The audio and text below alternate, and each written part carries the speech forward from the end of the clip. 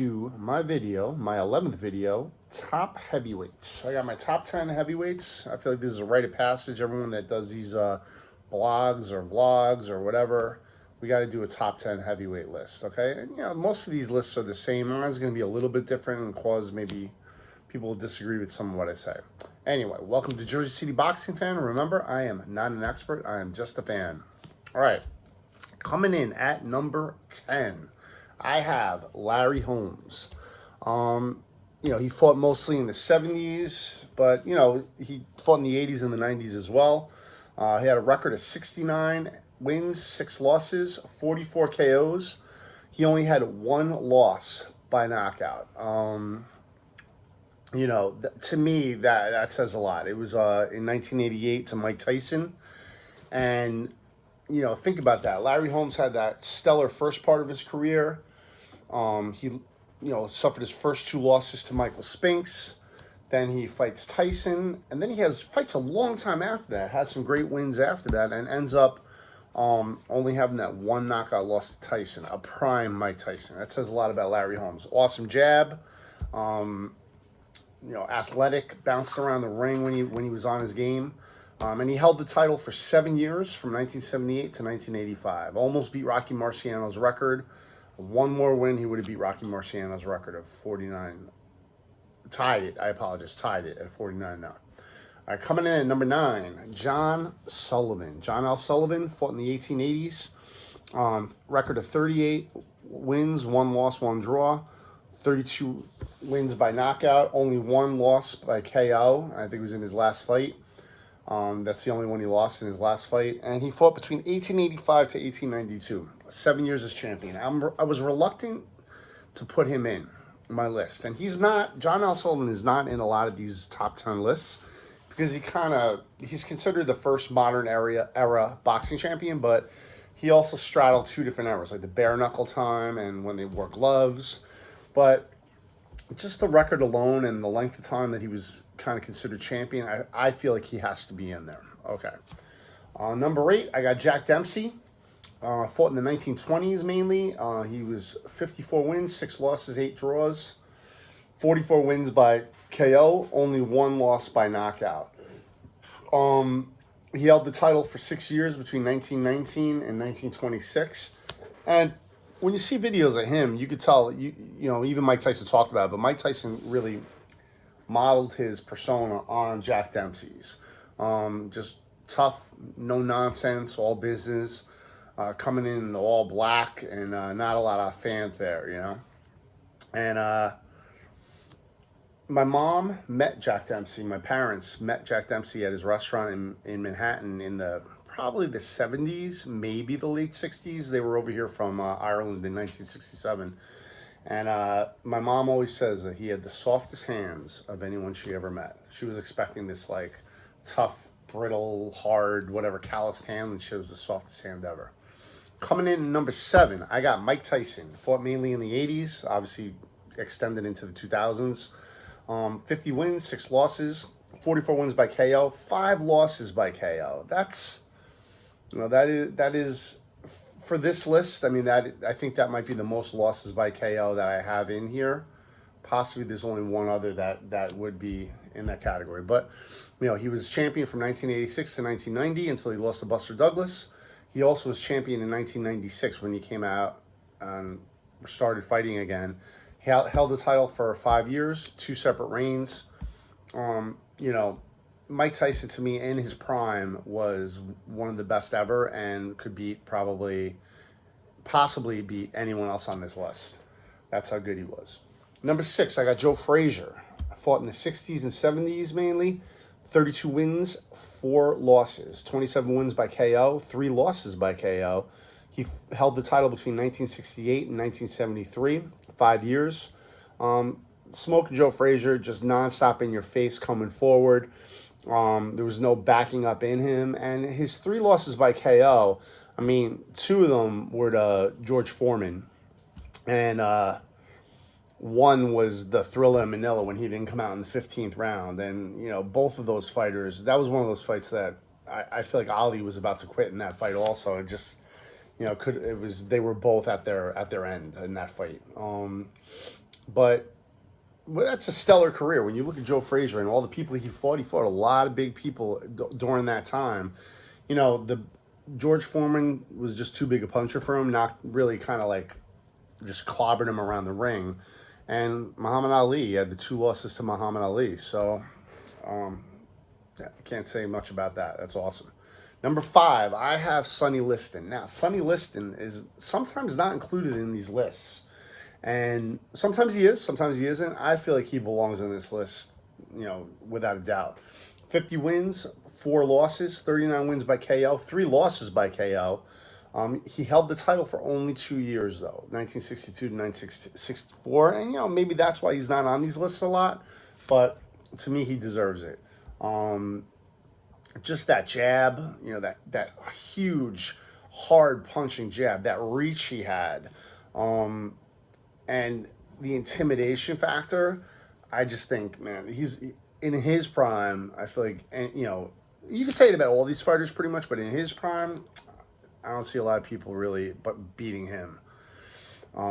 Jack Johnson at number 4. He fought in the 1900s.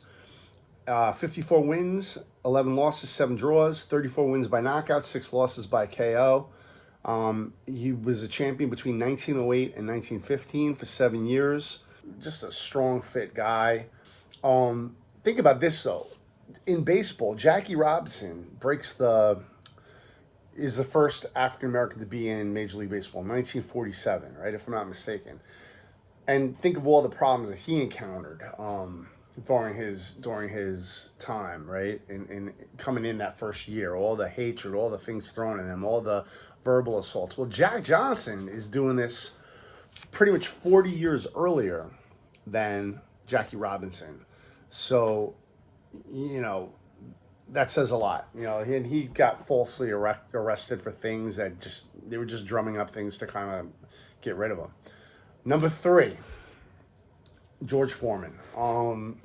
Now, I think George Foreman is one of the best heavyweights ever. Fought in the 70s, fought in the 90s. Mainly 76 wins, 5 losses, 68 by KO. He won 68 fights by knockout. 1 loss by KO. Only 1 loss by KO. And that would be to Muhammad Ali, obviously, and in the Rumble in the Jungle. Even in that loss by knockout, to me, it wasn't like a true knockout where someone just gets knocked out and they're done. It was exhaustion partly, I think. He's pummeling Ali. And in that fight, if you watch it, man, Ali took a beating. Took a lot of big punches. I don't say he took a beating because he won the fight. But, at the end of the fight, when he knocked Foreman down, it almost looked more from he was beat. He was exhausted. He goes down. And he always says that he's looking to his corner to tell them when to get up, so that they tell him when to get up. And he kind of was looking, and when they told him to get up, he got up, but the fight was over. Anyway, George Foreman, man, amazing. Number 2 on my list, I got Muhammad Ali. He fought in the 60s, 70s, 56 wins, 5 losses, 37 wins by KO, 1 loss by KO. But it was more of a stoppage. They just stopped the fight because it was just, Ali could take a punch. Ali, I've watched almost all his fights, and a lot of those fights, he's taken huge punches, like from Ken Norton, from Joe Frazier, from George Foreman, Ernie Shavers, like huge punches that really, a lesser man would have went down from them. But Ali could take a punch and keep going. And I feel like that's part of the reason why he ended up hurt and, with the boxer's pugilistic disorder, because he took so many punches later in his career. Obviously, early on, he wasn't getting hit that much. He was champion for 8 years, from 1964 to 1967, from 74 to 78, from 78 to 79, 3 separate reigns. I'm not sure if I said Foreman's years as champion, but he was champion only for 2 years and 2 separate reigns. All right, my number 1 fighter, I got Joe Louis. Fought mainly in the 1930s. 67 wins, only 3 losses, 53 wins by knockout, 2 losses by KO. 1937 to 1949 as champion. That's 12 years. 12 years. I mean, that's stellar. You know, in a lot of these lists, you might see Muhammad Ali is 1, Joe Louis is 2. I can't argue that. I mean, I definitely could see that. Now, before I end this video, I want to get to the people I left off my list. And I bet a lot of people watching this are going to say, Jersey City boxing fan, you're crazy. You are nuts. This does not make sense. How can you leave off your top 10 list Rocky Marciano, Evander Holyfield, and Lennox Lewis? Rocky Marciano, 49-0. For me, I got to say that Rocky Marciano, I feel like as though had a short career. You know what I mean? I think he only fought from around 1948 until 1956, maybe a 7-8 year career.